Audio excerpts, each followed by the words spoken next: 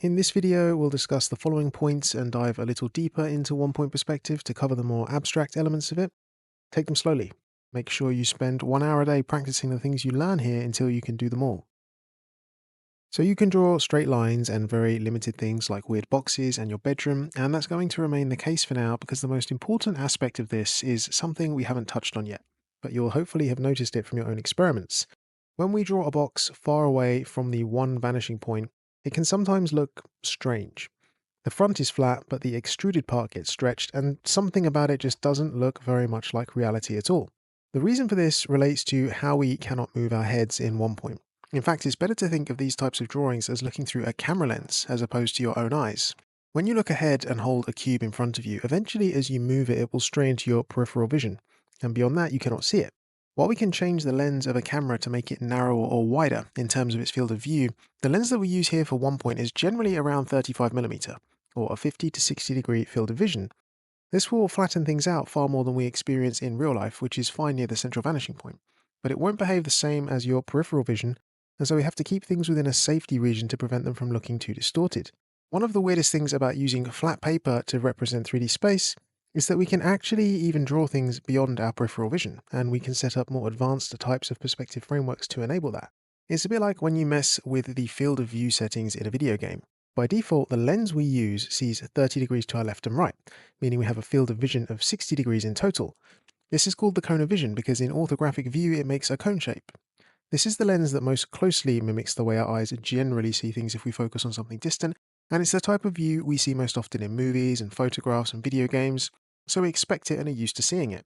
We can turn the field of view up to 80 or even 90, making it much wider and able to see more, and now we can see other players trying to flank us, but it also distorts the things on the screen more. I suggest playing with the field of view setting in a video game you enjoy to see this for yourself. What we need to know is where the edge of our field of vision is on the page, so we have a boundary we know not to stray beyond. In most books, we have to get out a protractor and compass, but I want to keep this fast, so here's what we do. Don't use a ruler, just draw straight lines. You have been training that, haven't you? Draw a vertical line faintly from the vanishing point right to the bottom of the page. This line represents a piece of string running from beneath our feet to the spot where the laser is on the horizon. We pick a point on the vertical line or string, and the closer to the bottom of the page, the better. This point represents us, and where we're standing, and where our eyes are located. It's a conceptual point on the ground below your eye position, used to make measurements from, and would not be visible to you in real life because it's you. It's often referred to as the station point, and it doesn't even need to be on the actual ground, as we'll see later. The further away your station point is from the vanishing point, the bigger you can make your drawings without them distorting. So we might even want to mark this off the bottom of the page. From this point, we mark 45 degrees, and then we bring it in a little to 30 degrees. And note that I did not use a protractor for this. I've just guessed it. You might want to use a protractor or even cut out a little card triangle at 30 degrees to make this even easier and faster in the future, but it's not essential to get it perfect. We draw a straight line along this 30 degrees direction until we hit the horizon line. We measure using our fingers or a piece of paper how far the distance is from our mark to the vanishing point, and then we mark the same distance around the vanishing point in a few directions. If you want to draw a faint circle around this, you can, but basically these marks represent the danger zone when drawing. Once again, this is called a cone of vision, because even though we see it as a circle from where we're standing, from the side it's a cone, and anything inside it is the space we can see. This is the first really hard bit to understand about perspective because we're drawing using 2D lines and recreating the effects of the real 3D world as our eyes see them. If I show you this in 3D from outside view, you can see that all we're doing is connecting ourselves to the laser with string, deciding where we stand on it, and creating a cone that connects our field of vision to a line level with the laser. We are drawing on a plate of glass, and the subject is behind the glass, and we're tracing the outlines we see onto the glass itself.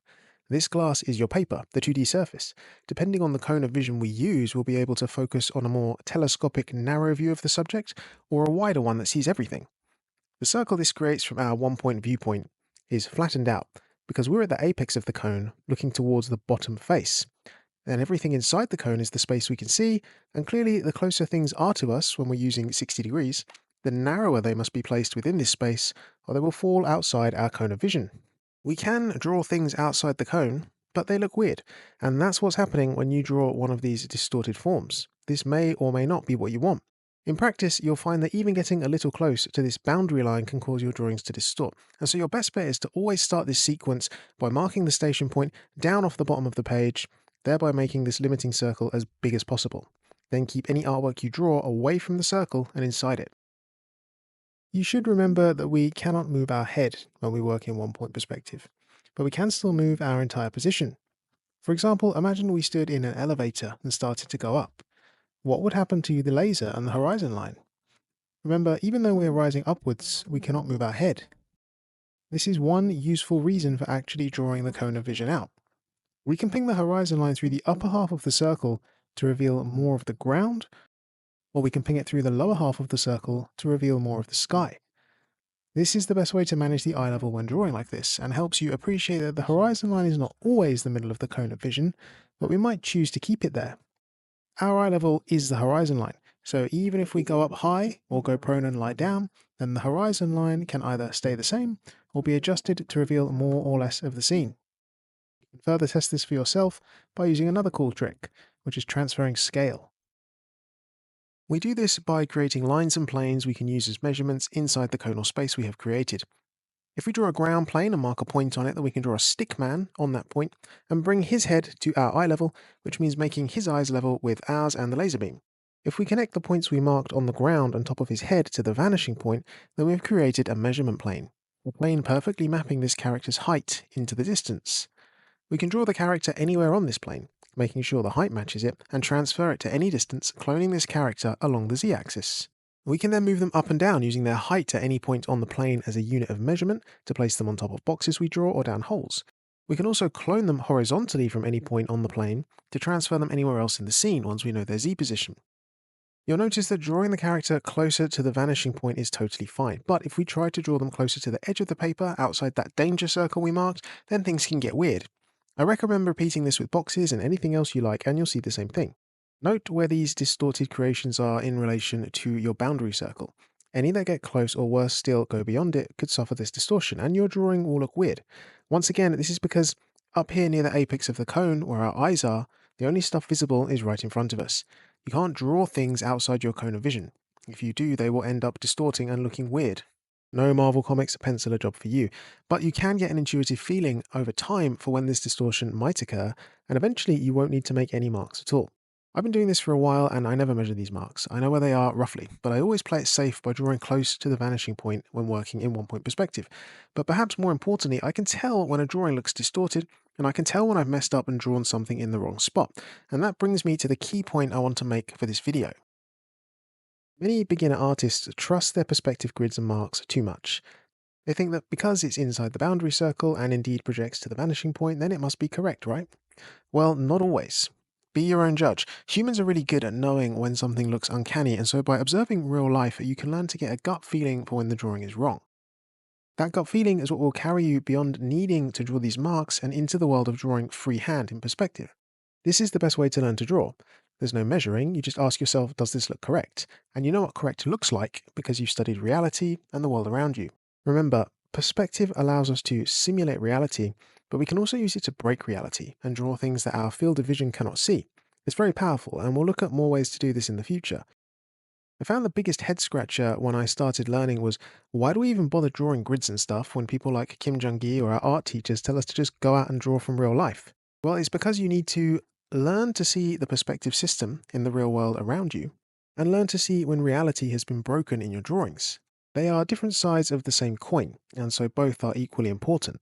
While we see perspective in real life, it's not an exact match to the frameworks we use here in drawing, because our eyes are complex and focus on different things in different ways. And while we can draw using these systems to make all sorts of weird and wonderful views, are they appropriate for what you're drawing? There's one more thing worth mentioning here, but I saved it until last because I've just spent 10 minutes discouraging you from measuring, but I wanted to show you that you can accurately measure things using this system. Remember when we marked that 45-degree mark? Well, this also has a useful purpose. If we continue it until it hits the horizon line, we can use it to draw perfect squares on the floor. If you draw the bottom and side edges of a square, how do you know where the top edge should be placed? If you draw a line from the far corner across the square to that 45-degree mark, then where it crosses the other side is where we make the closing edge. We can use our knowledge of extending or dividing squares to make grids or to map out the dimensions of things we want to draw, like a floor plan. We can then use our orthographic plan views to map the points onto the floor we have created, and even do the same on a side plane next to it. This is exactly the same concept that 3D modelers use when making things. They model the front, top, and side, and the 3D representation of the object is created in the space in between. Pay attention to how the distance between our squares gets narrower the further back in the distance we draw the squares. What happens when we draw them really close to us and outside the cone of vision? You know pretty much all you need to know now to draw in 1-point perspective, so this is your chance to play around. Can you transfer the height of a door along a wall to make another exit? Can you draw a stick figure at any spot on the floor? Can you transfer your stick figure to another spot in the image or on top of a box or down a hole? Can you see how distortion affects perfectly measured squares on a floor grid when you try to draw them outside the cone of vision? What happens when you place your station point really quite close to the vanishing point?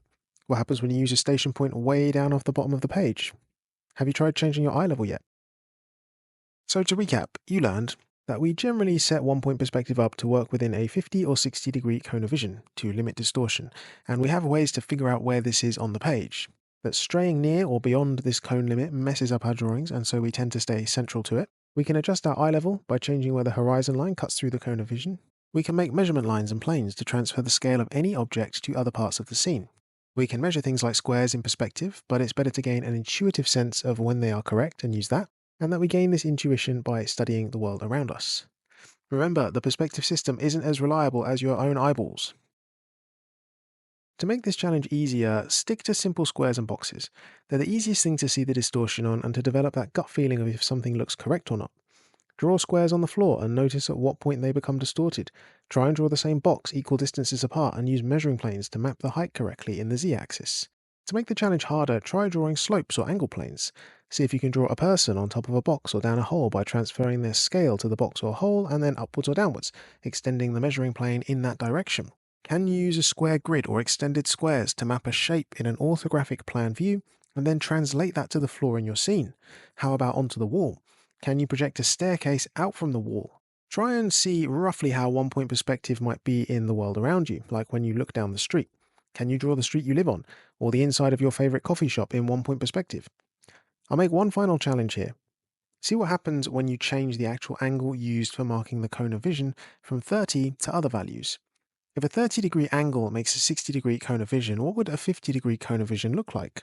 How about 70 or 30?